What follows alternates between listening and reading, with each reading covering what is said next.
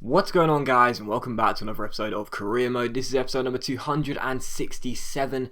We start today's episode off with João Cancelo declining his contract, and also the Millwall board coming to us and saying that you've been managing the side really well, which is not a real surprise because we took over and now we're in the Championship and now we're the best side in the world.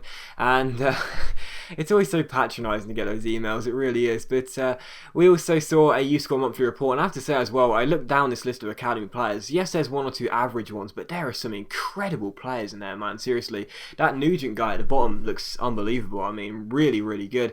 It's a real shame we won't get to develop those players, you know, like it really is, because those look like the type of academy players, the sort of the Marcano academy players, the Triggs academy players we haven't had for a very long time.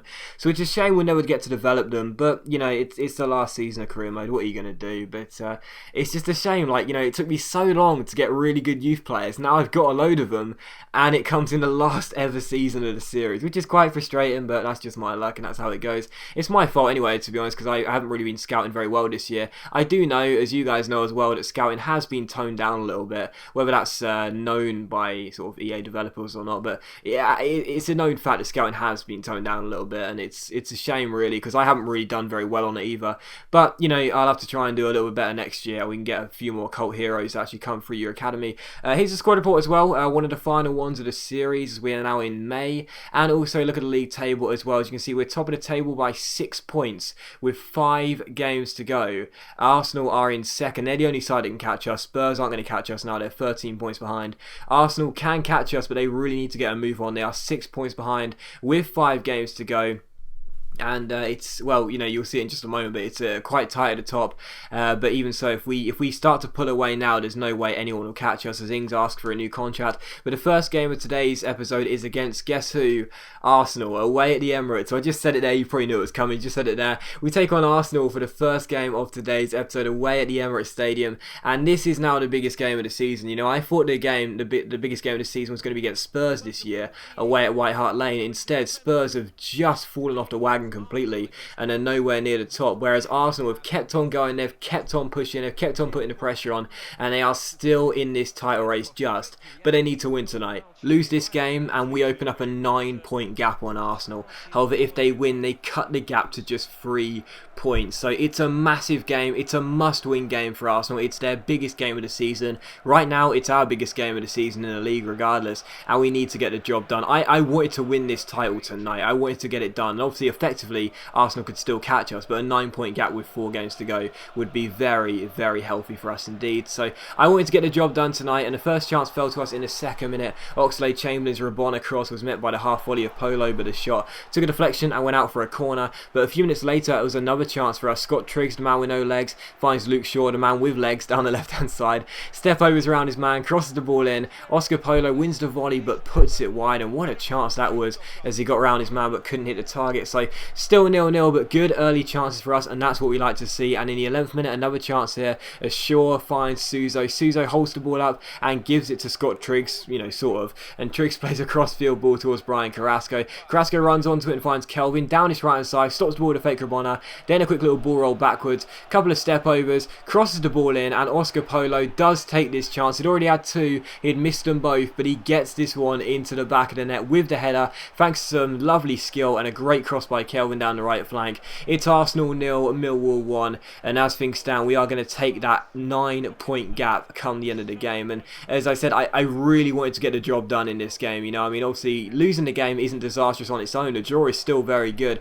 but a win is absolutely huge. So Arsenal 0, Millwall 1, and a goal is scored by our reliable Colombian striker Oscar Polo. In the 51st minute, yes, we had to wait for a long time for another chance, but in the 51st minute, you see Arsenal get on the ball here. The ball gets played forward towards Ryo Miyaichi, and unfortunately the Japanese puts the ball into the back of the net to make it Arsenal 1, Millwall 1. So Arsenal back on level terms through Miyaichi, and I was really disappointed about that goal as well, because the ball was a simple chip over the top. I didn't really get the job done with Bartley, and with Gutierrez I actually went to slide and try and like wrap my foot around Miyaichi, but instead he actually slid like a sort of a horizontal slide, really, sort of, you know, well, it's a horizontal, vertical, I don't know, but you know, sort of a front slide, if you know what I mean, not like a side slide to try and wrap his legs around the ball. Instead he sort of slides forward, and that's why it's a simple finish there. So I was kind of annoyed about the animation, but it's my fault obviously, but it's just still annoying regardless. So Arsenal back on level terms, and in the 67th minute Aaron Ramsey collects the ball, the Welshman finds Jack Wilshere.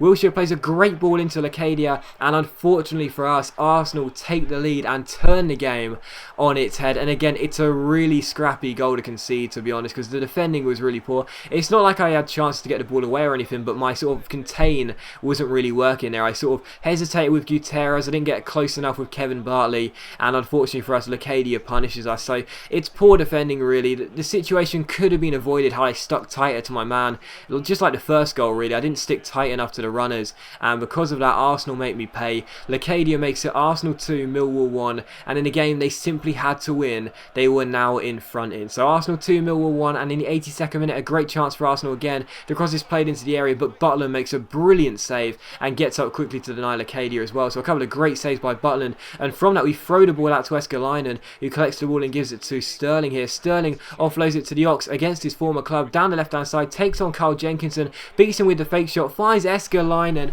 and Ibras Region, the Swede, makes it Arsenal 2, Millwall 2, as he comes off the bench to score us a late equaliser. But you may have seen in that phase of play as well, there was a man on the floor for Arsenal. He got an injury, yet we carried on playing. So Arsene Wenger, he must have been on the touchline furious with me that we didn't put the ball out of play for the injured Arsenal player. Instead, we carried on. We're well within our rights to do so, and Escalainen got on the end of an Oxlade-Chamberlain chip-through ball and made it Arsenal 2, Millwall 2. So we go in front in this game. Sorry, we go on level terms in this game.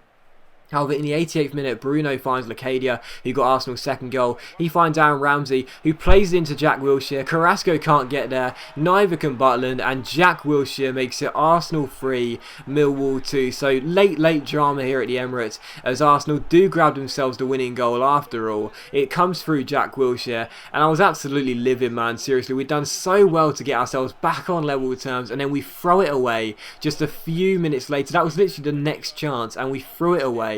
And Arsenal claim a massive 3 points. So we lose for just the second time in the league this season, and it is a huge win for Arsenal because it blows this title race wide open. If we won that game, like I said, that's 9 points, a 9-point gap with 4 games to go. Instead, there's only 3 points now, and you wouldn't put it past Arsenal, causing us some late heartache here in the Barclays Premier League. So absolutely gutted about that. I mean, I guess in a way I deserved that, if you will, because I didn't put the ball out of play, and I know obviously, you know, it doesn't matter, but I was trying to create some drama. Hopefully I did some there, but even so, it was kind of annoying, you know, like it really was, because we made Arsenal pay, we got back on level terms, and then we threw it away just a couple minutes later.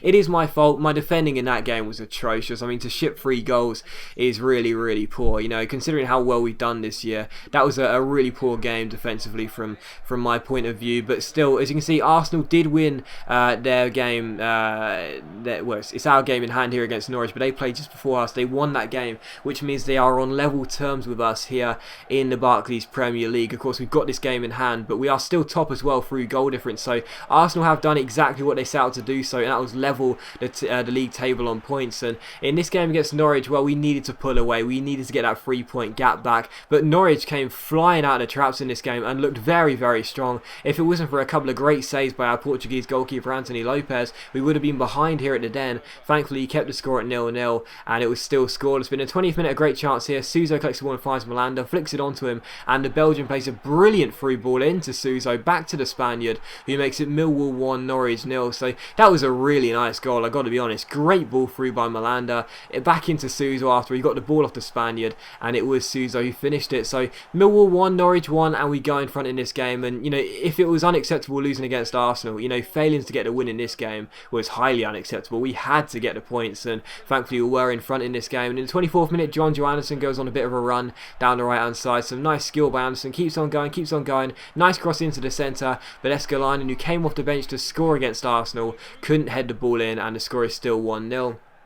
And in the 30th minute here, you see us win the ball back. Glenn Robinson collects the ball, plays it forward. Eventually Sterling gets onto it, but his shot goes just wide of the post and out for a goal kick. So still Millwall 1, Norwich 0. And in the 36th minute, a good chance for Norwich here as they come forward. Murphy down left hand side, cross the ball in, and Jordan Bowery has a free header but misses the target. And what a let off that was. Norwich again coming forward and breaking my resistance at the back, yet not taking the chance. And again they're through in the 53rd minute. And again, it's a great save by Lopez, and the shot from the clearance goes over the bar. But Norwich had so many good opportunities in this game, but they just didn't take them. They had really good chances, just as many good chances as us, but they just didn't take them. And of course, what happens when you don't take your chances in football? Well, the opposition will punish you. And as Danny Wright goes on a run down the left-hand side, he swings in a cross after some great skill and great build-up play, crosses into Eskalainen, and Ibra's regen scores to make it 2-0. So again, if you're not going to take your chances, we're going to punish you. That's exactly what happened. Danny Wright with a couple of nice skill moves, great cross as well, and Eskalainen makes it Millwall 2, Norwich 0. And in the 78th minute, another good opportunity here. John Joe Anderson collects the ball, gives it to Oscar Polo, plays it back out wide to John Joe Anderson, down this right hand side, takes on his man, beats him with the Berber spin, then the heel-to-heel flick, and drills it past the goalkeeper to make it Millwall 3, Norwich 0. And the points are in the bag, and we are going to extend the lead at the top of the table back to 3 points. Failing to win this game was just unacceptable of the highest order. We had to get a win in this game. We had to get ourselves a cushion in terms of points again, and we were getting it here. So Millwall 3, Norwich 0, and a great chance to complete the misery in the 85th minute. Some great passing. Oscar Polo takes aim from 30 yards, but the shot goes just over the bar and out for a goal kick. And the last chance would fall here in the 90th minute. John Joe Anderson collects the ball, Scoop turns around his man, great opportunity, keeps on going, waits for the run of Oscar Polo, picks him out, and the Columbia makes it Millwall 4, Norwich 0. So disappointing to lose the game against Arsenal, but at least we responded with this game against Norwich. It's going to be a tight final few games, but we're in the driving seat as the season comes to its close. So as always guys, a big thank you for watching the video. I really hope you have enjoyed. If you have enjoyed the episode, please leave a like. And I'll see you for the next episode of Career Mode, which will of course be the end of the Barclays Premier League season very soon.